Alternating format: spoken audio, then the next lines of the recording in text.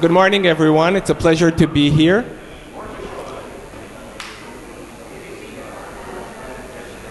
Can we have the folks next to the door either go out or sit in?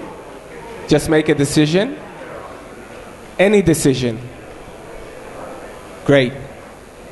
It's a great pleasure and honor to be here. I'd like to invite a man who has multiple claims for fame. He has over 30 years of experience in the venture capital industry, both on the investing side as well as on the entrepreneurial side.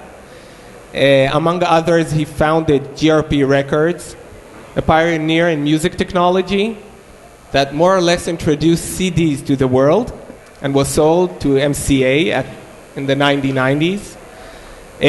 Recently founded Amiti Capital, a VC fund that invests primarily in Israel. In addition, he's the chairman and former president of AIPAC, the American Israel Public Affairs Committee, one of the most prominent organizations, public policy and advocacy organizations in the US, and is a very close and dear friend to Israel. So please join me in congratulating and welcoming Lee Rosenberg, known as Rosie.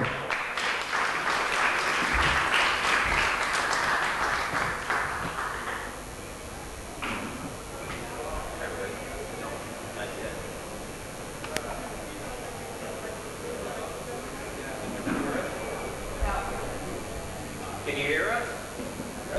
Hello. Hi, everybody.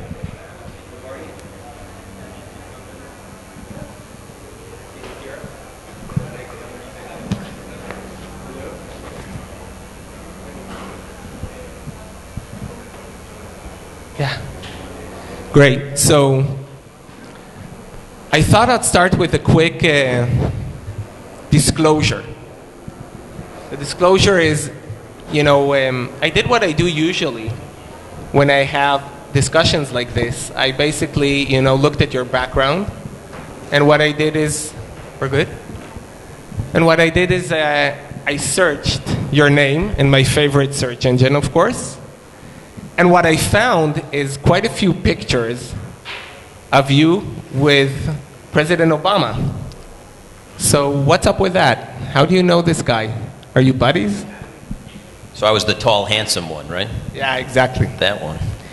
So first of all, just thanks for being here. Thanks to Yossi, who asked me to be a part of this, and obviously to Meir. I don't know if you know, Meir has a regular day job, but he is very active in caring about the work that we do in the U.S. to make sure that the United States and Israel stay friends. So thank you for that. The work of AIPAC is very much driven on the side of the volunteer. The volunteer is responsible for building relationships with the members of Congress. It's not necessarily the professional who does it.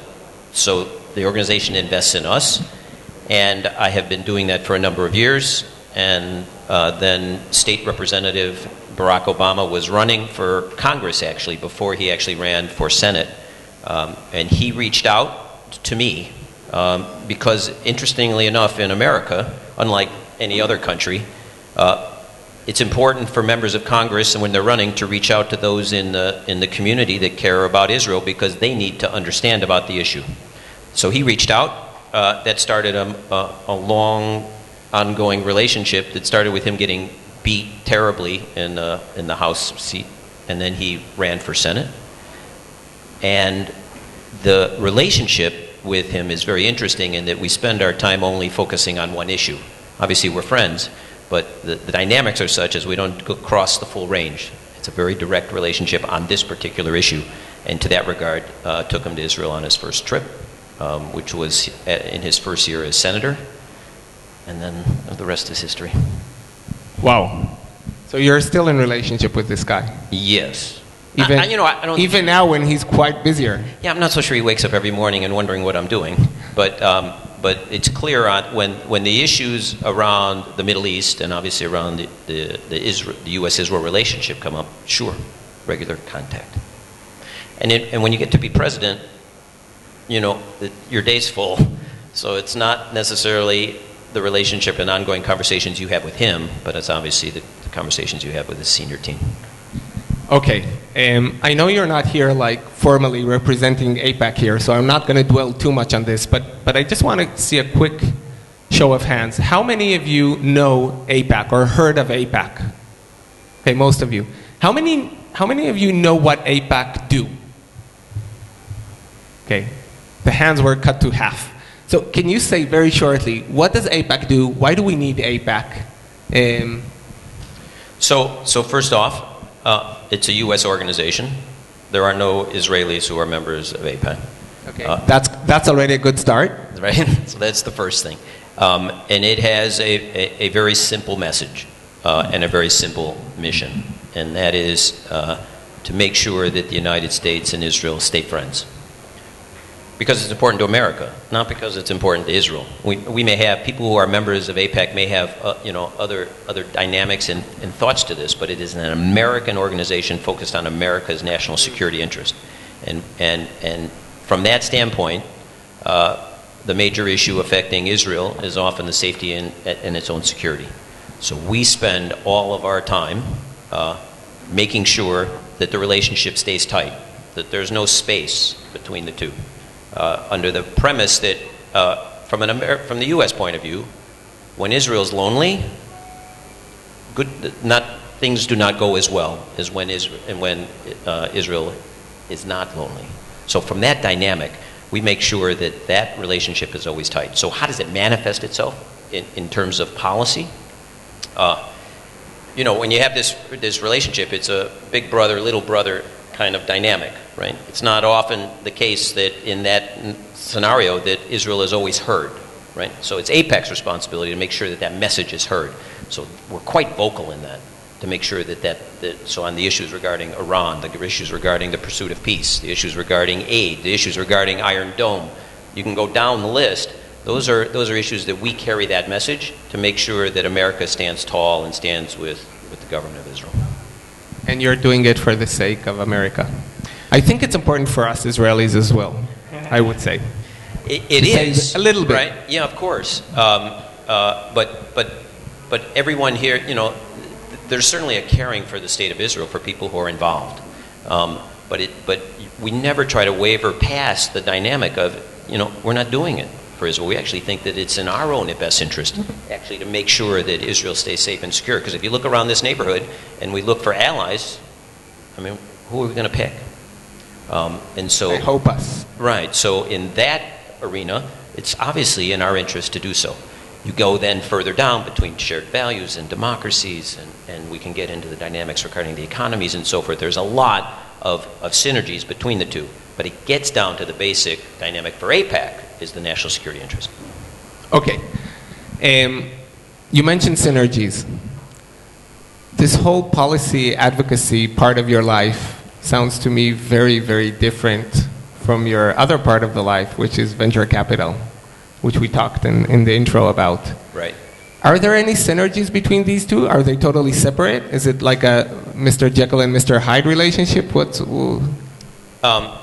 Well, I'll give you the difference between the two.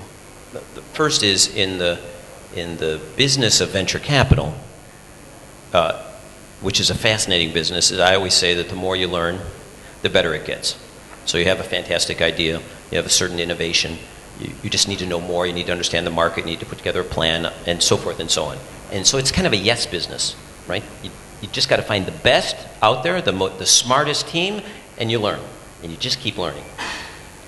So the more you learn, the better it gets. In the work around the issues regarding the safety and security of Israel, the AIPAC work, the more you learn, the worse it gets. It's the flip side of the argument. So as I started to do my work with AIPAC, obviously it was a frustration because you have this enormous desire to learn because it never stops. But unfortunately, the more worried you get. So that's a difference. Let me talk about what I think are the similarities.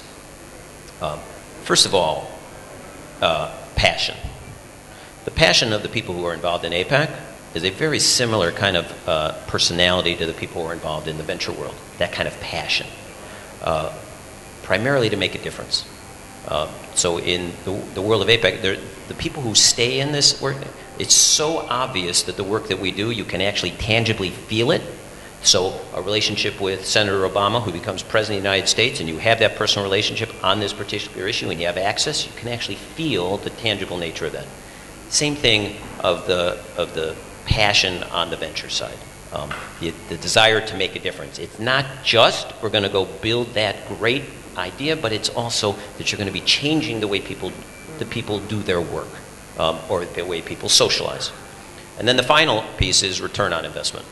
That's very similar, because the dollars that's spent in the world of AIPAC are tiny compared to the return that you get. So the $3 billion in military aid, just as an example, right? You could never get that check written by yourselves. So the investment of people who get engaged in the work of AIPAC, who go then advocate and make sure that money continues to flow, obviously there's return. And obviously on the venture side, that's what we're in this business for, is to get a return. What about optimism? I can imagine that on the venture side, you have to be an optimist, right? To put your money into any company, that the chances statistically for it to succeed is very low. How about on the policy side? Well, it's a difference, because it's a worry business, right? And so the days are spent trying to calm yourself down to figure out what you can do to actively get out of that. Because the more you worry, I mean, it's not a successful business model to continue to worry and not get anything done.